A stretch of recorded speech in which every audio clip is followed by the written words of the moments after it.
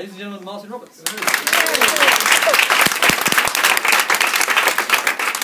Hello. Hello. Hey. RoSPA asked me if I would take part in this campaign, and I didn't know that much about it. And we had a meeting in Bath, and I just said what I felt about health and safety, and specifically child and family health and safety. I've now got a 6-year-old and a 4-year-old.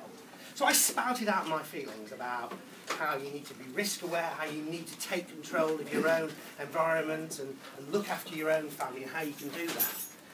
And without realising it, I was singing exactly from RoSPA's hymn sheet.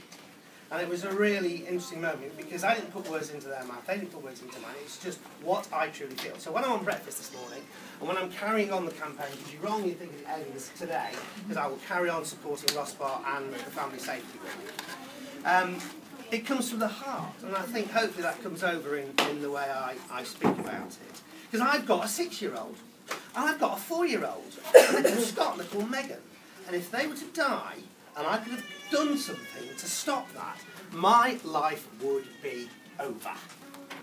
But if I can do anything to stop my children being in danger, I will do it. It is my #1 priority. Forget the career, forget money, it's my family and protecting them. And the more people that can be told about some basic things that they can do to protect their family, why isn't that one of the most important messages that to try and get out to the community as a whole, to the UK as a whole? I mean, it is extraordinary. And when you realise that some of these things, which seem so innocuous, such as a blind that's on your window, this is what your experience was, wasn't it? As I understand it, you lost your daughter, because their daughter got caught up in the blind. This was just hanging there, presumably in the bedroom or something. In the lounge, and you left her alone for how long? 4 minutes. 4 minutes. And you came in and what, she was hanging from this. And she asphyxiated, that's it, died. So your life overnight changed like that. I mean, how you've coped, I mean, all credit to you, and thank you so much for coming here today, because it must be so hard. But I want you to know that your loss is not a loss, it is a huge loss, but it's going to, hopefully if you do something, you can help us to get that message out. It won't mitigate in any way, but hopefully it will help stop that kind of senseless accident happening. The silly things I've got on this table, the things that you can do. I mean, look at a pair of slippers for an old person. Everyone's got grannies here, or granddads, maybe, or just older people. You know, old slippers. We love our slippers, and yet these things cause 52,000 accidents in 1 year. This morning I was on breakfast and I had a chainsaw, and they wouldn't allow me to bring the chainsaw into this centre. I don't know why.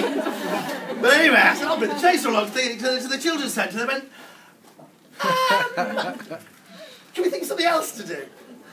Anyway, more accidents are caused by slippers than by chainsaws. So again, it's about education. So that's what Family Safety Week's all about, is bringing it all together for 1 week when we focus on one element of age in a family every day, as you've heard from Tom, from little people up to, you know, the older generations and everyone in between, and focusing on the biggest risks to those individual groups. Now for you guys, I want to teach you one thing, and that is, what happens if you go up a set of stairs and maybe your mummy and daddy have left them out there and they're just there on the side? What do you think happens maybe if you climb up a set of step ladders like this? What do you think might happen? Any ideas? You might fall! So let's take the first step on the ladder. You might be alright, but let's take the second step on the ladder. Oh. Now we don't want that to happen to you. Right, so if ever you see mummy and daddy leaving the step ladders out, just go and tell them to put them away. Okay? That's just one example, okay? Hopefully those children now will have it in their head. See step ladders, they don't do it. And that's the kind of easy things we can do to try and help.